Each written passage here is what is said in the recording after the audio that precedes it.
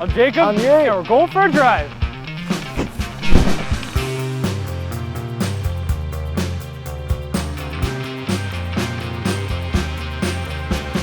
We've got the brand new 2018 BMW X2. 2.8i xDrive. MX Sport? M Sport X. Okay. A little bit confusing, but the coolest part, if you move the X2 badge over to the 2.8 badge, you get the horsepower number. 228 horsepower. Do you think they did that on purpose? I don't think so, but it just worked out that way. Anyways, so this is a new subcompact crossover for BMW. No, this is actually a sport activity coupe. Do not call it that. This is an SAC. But really it's subcompact crossover. According to BMW. And this is the gold one that's been at every auto show. Yes, this is galvanic gold. And it's got that weird space gray outline on everything. Yes, that's part of one of the packages. I don't really like it, but it has grown on me. Gray is becoming the luxury thing. You know what this car looks like to me? What? The wrestler Gold Dust. Gold God. with some black space gray lipstick. This car is about style, right? If that's what you're telling me. That's what BMW says. Okay. What do you think inspired the looks of this car? Because I had a little glance at their spec sheets. I have no idea. If you were to look at something, you're like, I want this to inspire this car, what do you think it was? Let's go military tank. Rally car. Yeah, exactly. This car, they say, is inspired by the world of rally racing. Okay. I do like the looks of this car. It looks really cool. I wouldn't say it looks like a rally car, but Yeah. it looks really cool. Okay, looks wise, what are your favorite parts? The side profile, because that little badge on the backside, Yes. on the side of the backside. A lot of old BMW coupes used to have that. Yes, because sports activity coupe. So, Ah. yeah, that's a little throwback. Ah.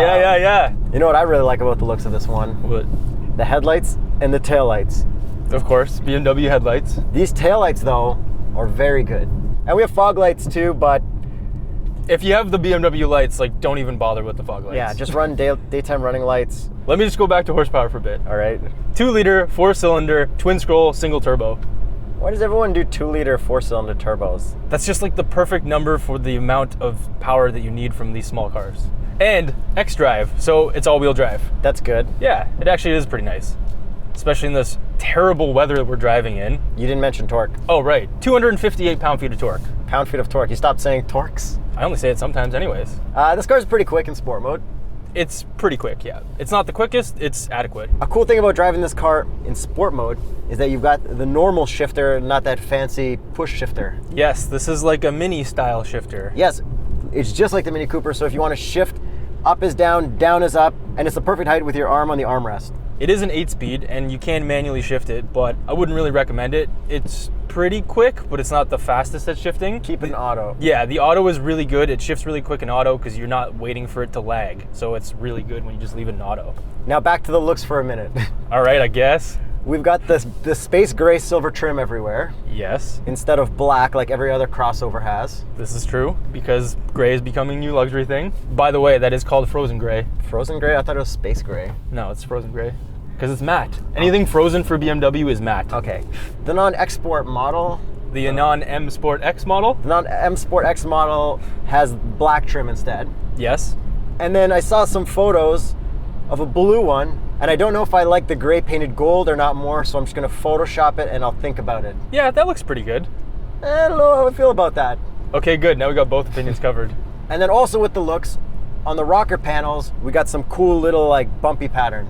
Yes, that's part of one of the packages, the M Sport X package. And we got a little spoiler. Yes, we do. Part of the M Sport X package as well. And then we've got new grills, right? Yes, the kidney grills have changed. This is apparently BMW's new design language going forward, and this is the first car with them. So they kind of like elongated them a little bit. It looks cartoonish and like anime-ish, Yeah. but I don't mind it. Back to the power for a second, your favorite. There is a little bit of turbo lag down low. Did you notice that? I didn't analyze this car in a sporty way. I just analyzed it as driving a crossover. Yes, so if you're driving a crossover in the city, there's a little bit of turbo lag down low because you're driving in the city, stop and go. Okay, speaking of stop and go, we've got an auto start-stop, Yes, we do. which is hidden right next to the start-stop. Which makes sense if you think about it after you find it. Back to how it drives, we have 3 different modes: Eco, Pro, Comfort, and Sport. I pretty much just left this thing in comfort the entire time. I went in sport here and there. It changes a little bit of what's showing on the gauges. Yeah, the steering gets heavier. There is no adaptive suspension, so that doesn't change. Your throttle input is a little bit too sensitive. That's why I didn't like it. But back to the gauges, they're great. Love them. But you know what's even better is you can simplify it even more. Like you can get rid of everything through this menu. Oh, everything just disappeared. How simple is that? Now, can you see everything on that screen? I can see everything except the speedometer at the bottom because it's blocked by the steering column. Okay, but the steering wheel is in a comfortable position, right? For me, it is right now, yes. Okay, so adjust it so that you can see everything. Is that a comfortable steering position? It's still comfortable, yeah. It's actually more comfortable. But now when you get out, you're gonna hit your knee on the steering wheel every time. And the steering column, yes, I will. Because you want to be able to see all the gauges. You don't need the speedometer at the bottom because we have an awesome heads-up display. And so we have, yeah, exactly. Raise your steering wheel back up for me. Yeah. All right, got that out. And then if you zoom out from the gauges a little bit, we've got paddles. Yes, we do. And they're very nice. Hey, what's connected to the paddles? Oh, the steering wheel, Yuri. The M Sport badge steering wheel. So this has a package which gets you stiffer steering. Okay. I don't know if I'd recommend it. I haven't tried the other one, but I don't think this car should be as stiff as it is. I would recommend the softest version of this car possible. Yeah, exactly. The suspension is too stiff on this M Sport stiff suspension. The steering is a little bit too stiff when you put it into sport mode. It's a little bit too stiff. It's not quick enough for how stiff it is. Yes, exactly. But trade-off is it does handle really well for what it is, which is a sports activity coupe. So it handles well, so if you do want it to handle well, you will want this, but if you don't, get the one without all the stiff stuff. Yuri, tell me. Did you know that this is based on the BMW X1? X1, X2, X3, X5, X7. There's an X4. X4. There's an X6. X6, okay, well. There's no X7. So I just assume anything X is a SUV. Yeah, but there's a difference. X is all SUVs, but X2 is based on the X1, and X2 is a higher number, but it's actually smaller than the X1. I didn't know that. It's lower and it's shorter, but it's based on the same platform. That stuff doesn't interest me at all. I figured it didn't, but it interests me. But I also don't like that smaller stuff isn't the smallest number. See, I knew you wouldn't like that, and that's why I wanted to tell you. They should do the switcheroo. Yeah. They should release a press release and say, hello, everybody. We're switching it up. But this is like what the X6 is to the X5, so it's like a sportier, coupier one. So the one number above is always the sportier, coupier one than the one before it. I guess what you need to do is just check it out and sit in it and see. Yeah. Look with your eyes. It's confusing. Back to the steering wheel for a second. No adaptive cruise. You can get it as an option, but this one has passive lane keep assist and a couple other things because it also has another package. So I should mention that this has over $10,000 in options on this one. To be honest, I don't like the lane keep assist on this. No, it's not very good. It just yells at you. Yeah, and it's a little late, I think. Yeah, you should probably get the full assistance package. And then since this doesn't have radar cruise, we're missing 2 buttons. Yes, we have 2 blanks where we assume the radar cruise would be. You know what? Tell me. I kind of want to dive into the infotainment a little bit, but I'm going to let you do that when you drive. Because there's one thing that bothers me. There's no Android Auto. And it's a 2018 brand new model, no Android Auto. Come on, BMW, come on. Who needs Android Auto? Yuri, do you like the Apple CarPlay in this?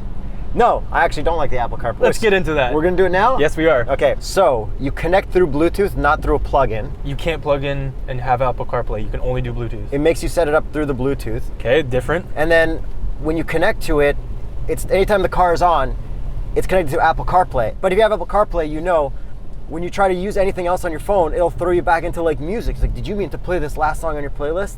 So I get in the car and I'm like, okay, I'll start the car, go on my phone for a bit before I drive because I don't want to text and drive. And then all of a sudden it keeps spitting me back. And then I'm trying to like turn off my Wi-Fi and Bluetooth, but with the new iOS, like I can't, it's doing weird things. And then all of a sudden I got to go to settings, search CarPlay so I can turn off CarPlay so I can use my phone.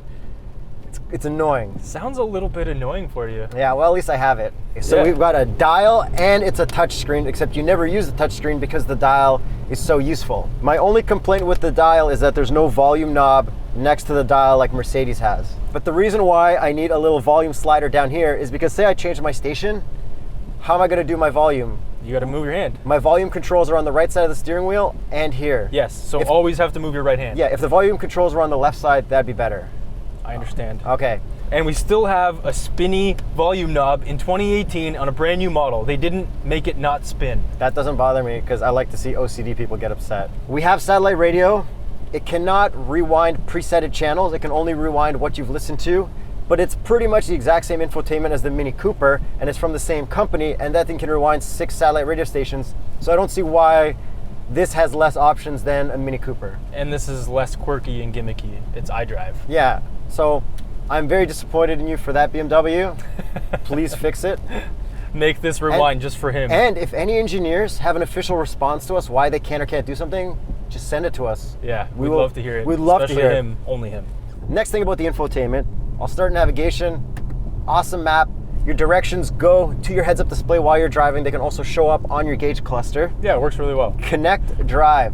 This is cool because you can do weather, news, online search, wiki local. So if you go to wiki local, whenever you're around something, it'll show up and show you what's here. Yeah, and this actually has a Wi-Fi hotspot in the car. Nearby, a local school. My vehicle. I love this. This is my favorite menu. This is where you got vehicle settings, iDrive settings, and everything. You can customize a lot. My favorite is technology in action, sport displays, because you see your horsepower displays. Okay. That's obviously my favorite. So speaking of displays in this, we've got some cool 3D displays. Yes. And you know what they don't do? They do not pixelate. Exactly. They don't go from HD to SD and back to HD after the animation's done. BMW has that down pat. Mercedes, take notes. And let's end off our infotainment with communications. That's where you hook up your phone and everything. Works well. Apple CarPlay, buried in there. Rant over. Can we move on from the infotainment? I think you want to talk about the best thing in this BMW ever. Do you think it's the best, or do I think it's the best? You think it's the best. I don't really care for it. I think it's funny that they finally added it, that they didn't have it before, the sync button, so that you can sync your auto climate control. Everyone complained about it. Bam, there you go. That's what happens when you complain. They fix things. The climate control does work well. I accidentally turned it to auto and forgot and just stayed comfortable for like a whole day. There you go. Weird. Okay, and then we got heated seats and heated steering wheel, but the heated steering wheel is kind of hidden on the side of the steering wheel. Do you like the steering wheel? Like the actual feel of it, the leather? I like it. I like BMW steering wheels. Yeah, I'm very excited for the M240i coming up. That's right. The interior is really nice. I wouldn't say it's like the most luxurious, but it's pretty nice and soft everywhere you want it to be. This material is really cool. This pattern's really cool. I think the Mercedes one's better. Oh, in the GLA. In the GLA, because the way the light hits it, like you can see the glare. I think the Mercedes one, you didn't see as much glare. But ambient lighting. Ambient lighting. We got a lot of different colors and they look really cool at night. The seats are really comfortable. They are the sport seats. They do have adjustable bolstering on both sides, so they actually tighten up on the sides, which is really nice. Yeah. You didn't even know because you're skinnier than I am. So when it was on full max, you're just like, I don't know what you're talking about. No, it took me a while to feel the bolsters. But they're there and they're adjustable, and so is the lumbar. Four-way adjustable lumbar. Yes, which is super comfortable. Love the seats. Okay, let me just turn on my right turn signal. You guys may not know this, but there's a weird thing that BMWs do for turn signals. Oh, BMW turn signal joke insert here? Yes, okay. If you do use your turn signal in your BMW, which everyone does, the way it works is if you click all the way up, you go through 2 clicks and then the right turn signal stays all the way on. That's right, but if you do a soft half click up, then it does 3. I find myself like changing lanes and then like remembering I need to turn the signal off. I know why they did it. It's because they don't want it to be up higher up when it's on. So it just resets always to the same default position. Oh, I can appreciate that. So it's effort, but I just don't know if it's necessary. We do have a panoramic sunroof, which is nice. The seats in the back are nice. We do have contrast stitching everywhere as well. The front cup holders smell coffee test. Do you think they're good? They're pretty good, except for the left side, the lid kind of touches that. So it could potentially pop off your lid if you're putting a small cup in the front left one all the time. And putting it in the front right one, you really need to work around this shifter. So buy a medium coffee if you buy this car. I think so. Fair enough. While we're in this console area, we also do have wireless charging hidden away right here. So you can charge your Android or Apple phone, but you can't use it while you're driving, which is really good. But you can use your Apple phone while charging it wirelessly. Which is great. Which is great. Exactly. So maybe that's why they did it. The visor test. They're actually kind of soft. They are, just a little bit. I wouldn't say soft. 3, 2, 1. Nothing. But they actually do block most of the window. Yeah. So I would actually call that a pass. I'm not going to give it a pass unless it covers all the window, but there's no issues with this. That's visor. a 95% pass because there was about 5% window left for me. What about the box test? The world's first exclusive X2 box test. That seems appropriate for the category. Let's do the gas gauge test. The arrow is on the right side of the gas icon. Full pass. Very simple. Sound system. Back to the infotainment just for half a second. Harman Kardon, two German names. Sounds great. Some people have been complaining that we don't talk about sound systems enough. If we don't mention it, it's good. Yes, exactly. And if we mention it, it's fantastic. And if we don't mention it, but we kind of mention it, it's very mediocre. Pretty much everything's good. Don't worry about sound systems. Yes, only if it's really bad. Unless you're into sound systems. And if it's really good, which then we're sorry. Yeah. Do you know what this car button with the circle around it does? That's obviously the lock button. It's not. It is your what? intelligent safety button. I actually blown away. Yeah. Should we do the Rex test? Man, I don't want to get like your wet dog prints in this car. I don't either. Sorry, guys. The dog doesn't fit. The dog fits. Okay, so if the dog was to go in the car, we would use the trunk, which is a power trunk. But what I do like about the trunk is to open it, you got to push into the BMW logo and pop it up. Yes, Volkswagen style. Volkswagen style. Did you say Volts or Volks? Volks. I blurred together so nobody can call me out. And the last thing I want to mention that I like is the reverse camera. So when I got in and started reversing, the right mirror started folding down and all I could see was the curb. I really like that in most cars. I don't like that because I couldn't see where I was going. I couldn't see the post in my parking spot. But then I read the manual and there's this button here next to the mirror adjustment, and if you click that while reversing, then the mirror stays straight. So you can go straight and down with the click of a button while reversing. Give them the price, Jacob. This starts Canadian at $42,000, which is all right. Okay. But when you start adding options, ticking boxes, which you have to do because you need a lot of cool stuff, because you need your car to look cool and whatnot, this one is $54,000. That's similar to the GLA. Yes, very similar. Do you like this one or do you like the GLA? Because we drove the GLA 250 4MATIC, which is also all-wheel drive, very comparable in horsepower. I personally think I like this one better. I think I like this one better as well. Yeah. So would you recommend this car for someone looking for a, what's this car called again? A sports activity coupe. Don't get the sport suspension unless you want to take corners, but if you want to take corners, buy a different car. And don't forget to subscribe. Notification squad. And patreon.com/TheStraightPipes. Because it helps. It does help. It actually helps. I think I broke my camera today. Yeah, we actually did broke the camera. I'm Yuri. I'm Jacob. And we're going for a drive.